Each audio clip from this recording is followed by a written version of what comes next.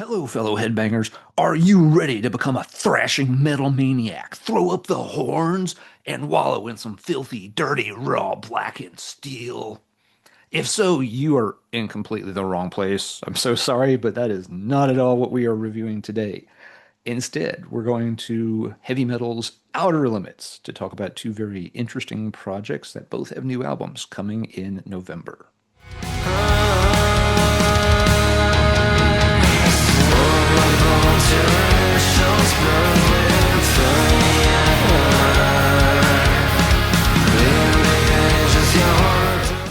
All right, so up first today, we're going to be talking about the new album from Italy's Novembre.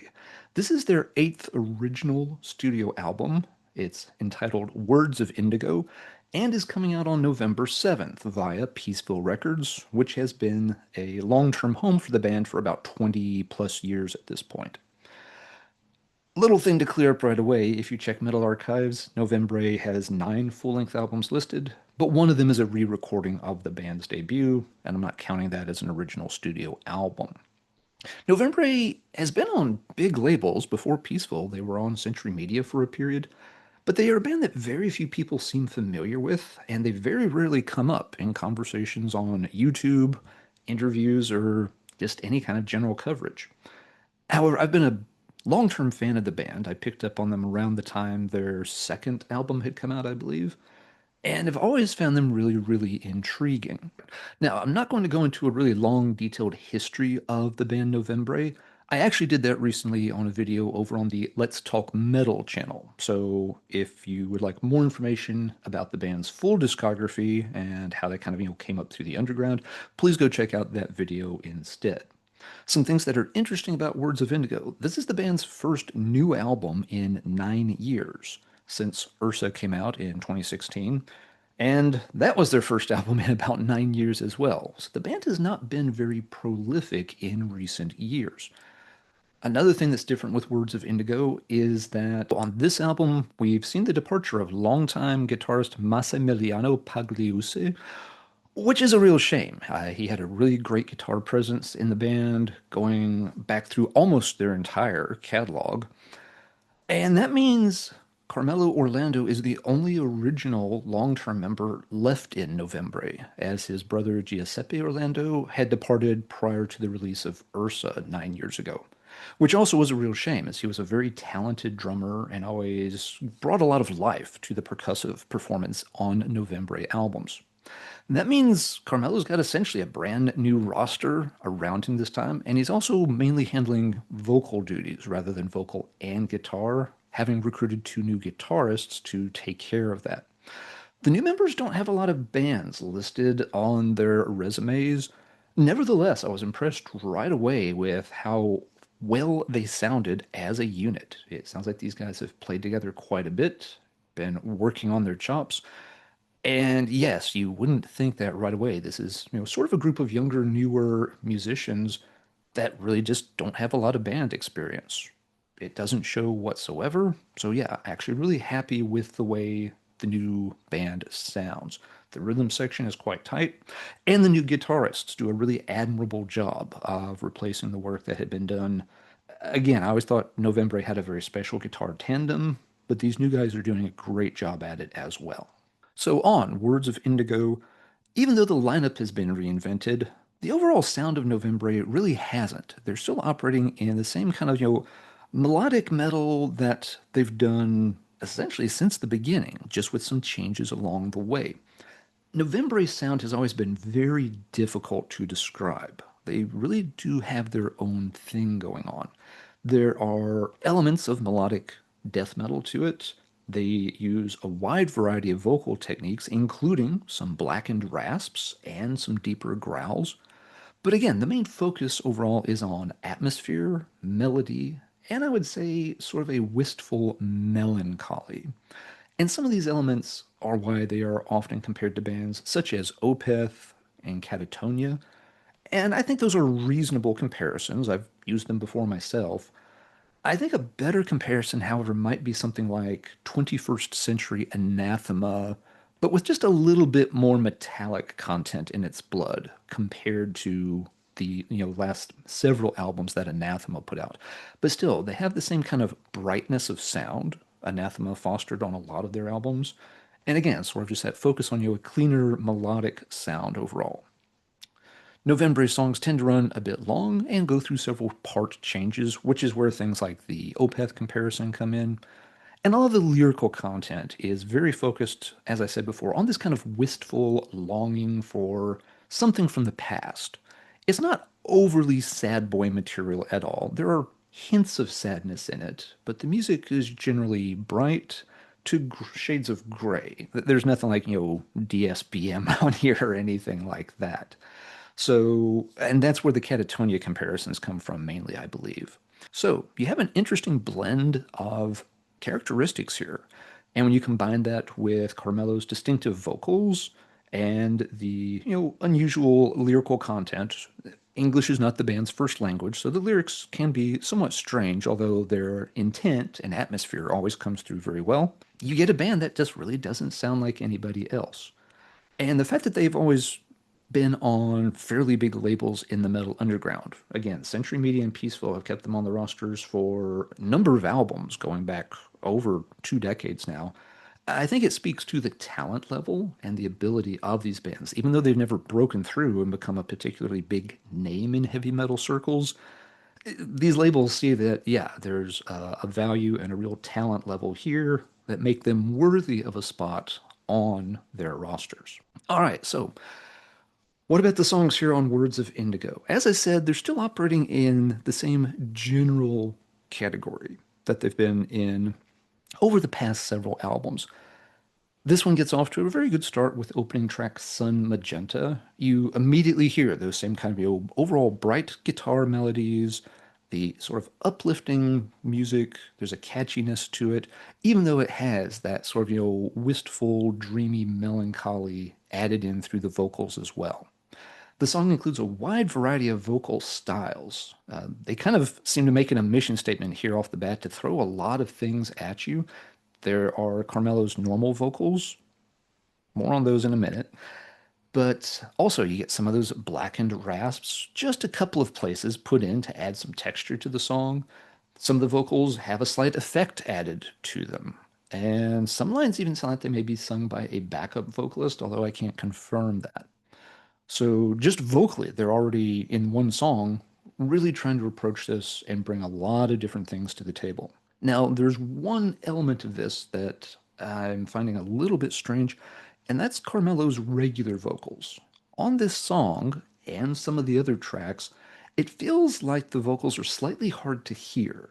Not because they're buried in the mix, but because they're sung in a rather low voice that it almost sounds like they're slightly mumbled rather than enunciated really clearly.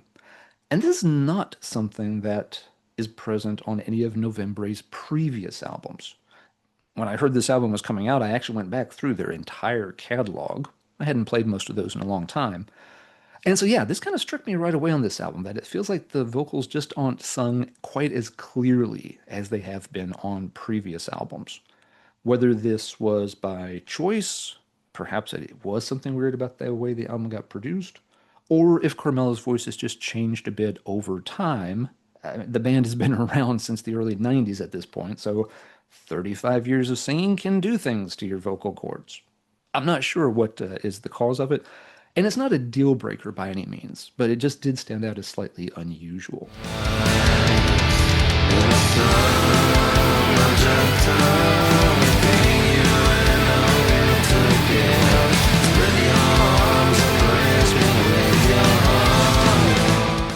So one of the early standouts on the album is track 3, Neptunian Hearts.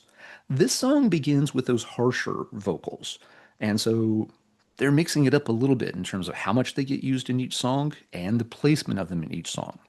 Another thing that makes this song stand out, other than just being very well composed, is that towards the end of the track, around the 4-minute 50-second mark, the track noticeably speeds up, and we get one of the most aggressive portions of a Novembre song since possibly all the way back on their debut album.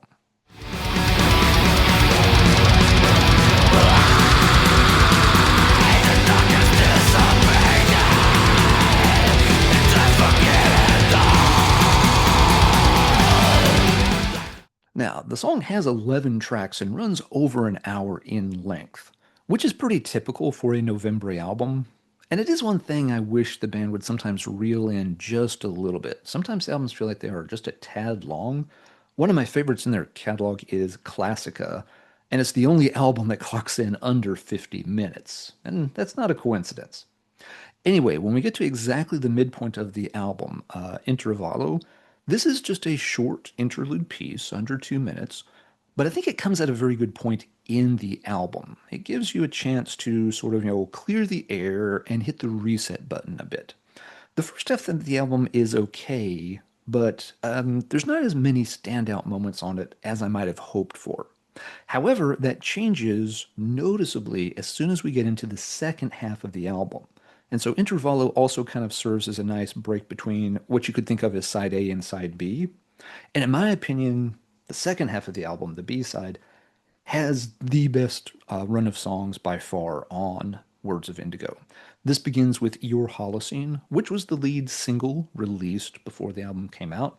And understandably so. It's one of the shorter songs on the album, has a very catchy chorus to it, a great melody hook, and you can hear just everything coming together extremely nicely. It has a great bass line to it as well.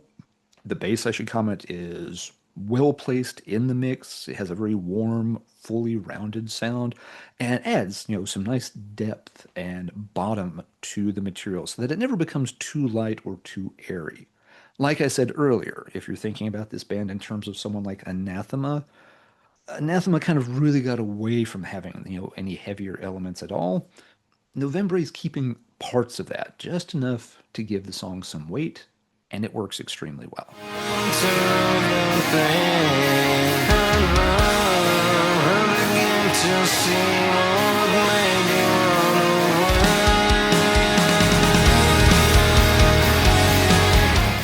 After Your Holocene becomes probably my favorite track on the album, Chiesa dell'Abra.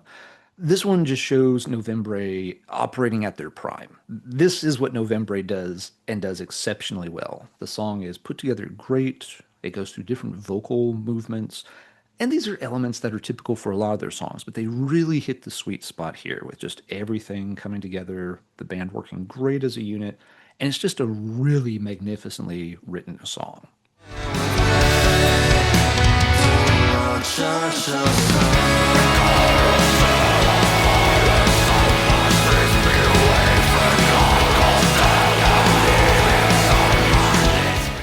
Following that one is Impernotte, which is an almost 7 minute long instrumental track.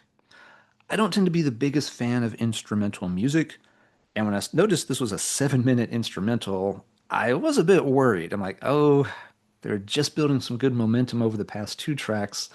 Is this going to kind of just, reset things back to square one? And actually, it doesn't. It's a very well put together instrumental that keeps a lot of the characteristic songwriting traits of other Novembre tunes. They're still moving through different parts. It has moments that are, a bit faster and louder, quieter segues into other parts. So it still feels a lot like a typical Novembre song, just without any vocals. The only spoken part at all is towards the end. There's a woman's scream that kind of pierces this, dreamlike soundscape they've developed. It can be a little bit of a jump scare if you've kind of started to mellow out and aren't expecting it. But yeah, it kind of helps, wake you up if you have, again, sort of drifted a bit here. It announces that the song is wrapping up and it's time to get back, to some things with vocals on them. The long instrumental is followed up with Post-Poetic, and this is another excellent tune that would make work well as a single from the album. It has that same extremely catchy quality that Your Holocene does, but maybe even better put together. And once again, just shows the band not afraid to use the different vocal styles. I didn't mention it before, but they include female vocals as a guest appearance on several tracks. This is something they've done on previous albums as well, but they're used to great effect on this album on tracks such as the earlier House of Rain, which I skipped over talking about the A side of the album. The album finally comes to an end with the track Onde, And this is one of the prettiest songs on the album. Here, Carmelo's vocal performance really shines. He delivers some of his most emotive lyrics and delivery on the entire album. And he also stretches his range a bit more than usual, going into a higher register that you don't typically hear in the Novembre catalog. And it sounds amazing. So it's a great way to wrap up the album. And again, I can't say enough how strong the second half of this album really was. The A side, it's not that it's bad. There were just a couple of tracks that have not sunk in at least yet. They feel like average November songs, whereas almost everything on the second half of the album feels like a really top-notch November song.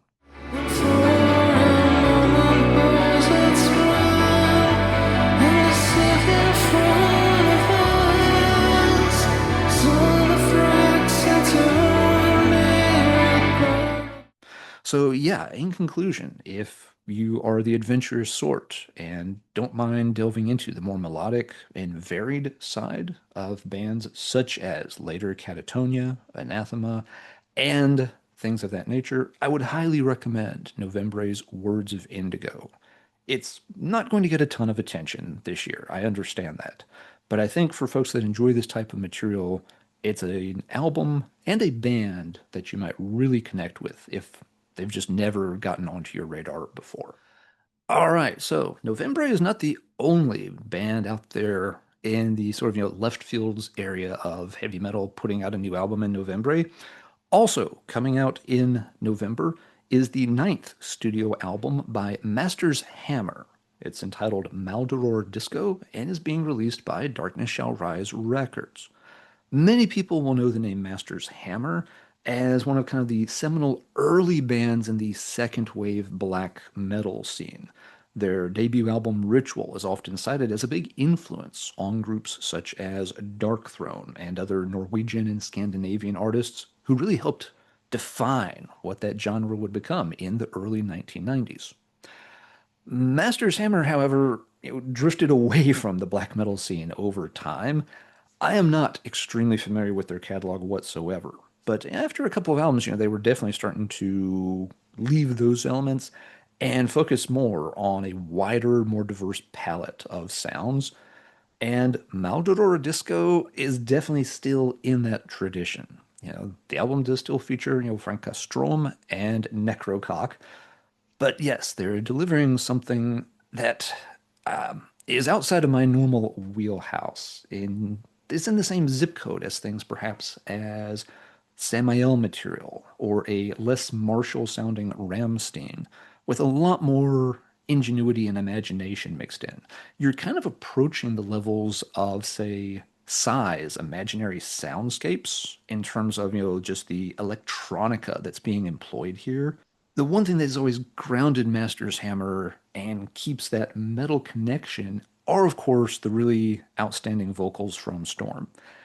He has a ton of charisma and personality in his vocal delivery, and that is still very much the case on this album. The album artwork is very striking. Storm has, of course, always done most of the band's visuals and graphics, and this time out is no exception either.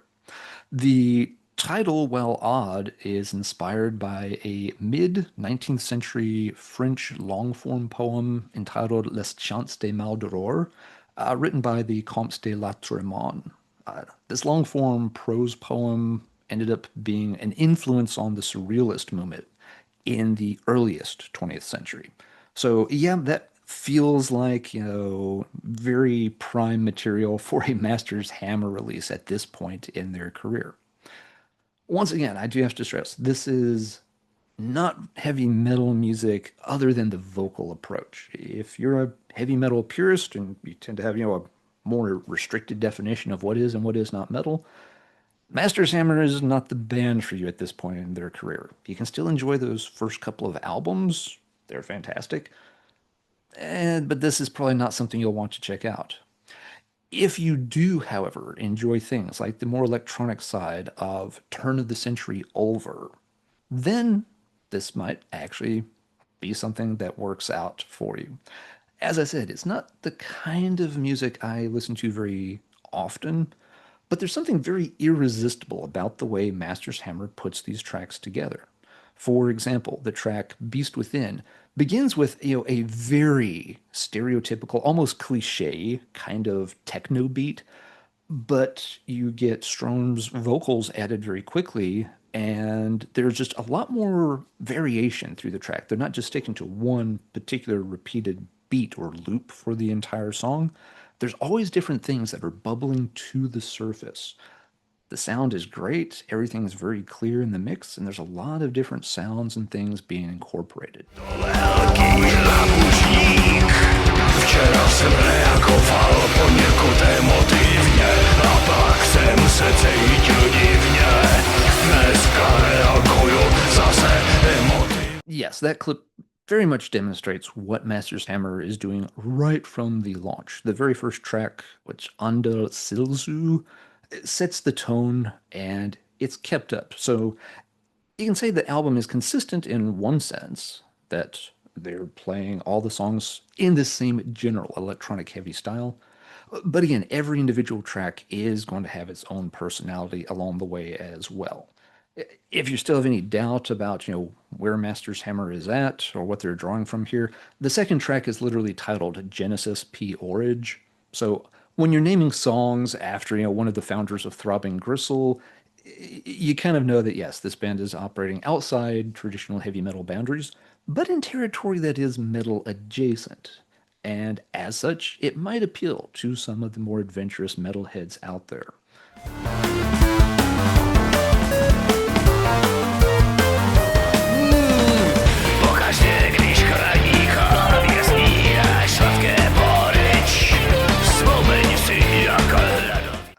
Not to belabor the point, but even though this is not a style I dial up very often to listen to, I have found myself coming back to this album several times over the past month or two since I received the promo for it.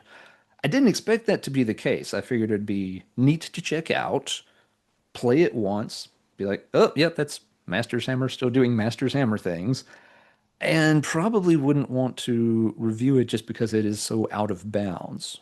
But like I said, it's just kind of undeniably catchy.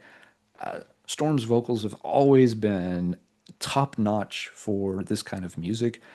And yeah, I think it really does deserve a shout out. While it may not make a lot of top 10 lists or anything at the end of the year, for the folks who do enjoy this kind of stuff, I do want to make sure that it doesn't slip through the cracks and people miss it. So much material comes out these days that you can completely overlook albums by bands you may really like and enjoy checking out.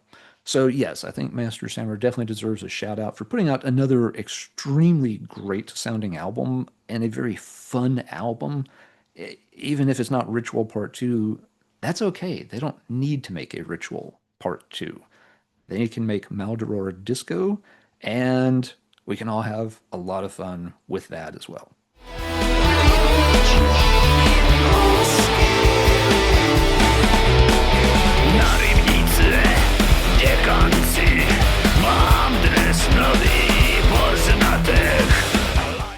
All right, that is going to do it for this double review. Hope you've enjoyed checking out a couple of more unusual entries here with the new Novembre album and the return of Master's Hammer. Stay tuned to Heavy Metallurgy for more album reviews, album clubs on Wednesday, and of course, live streams on Friday night. We're getting pretty late into 2025, so folks will pretty soon be starting to put together best of lists for the year. And as is becoming tradition, Heavy Metallurgy plans on doing their big year-end review show once we get more into the holiday season. So stay tuned for that to see what all of the Heavy Metallurgy team's favorite albums have been from the past several months. With that, let's call it a day. Everybody take care, and as always, keep banging your head. Just maybe not to these two particular albums, but I think you're going to enjoy them nevertheless.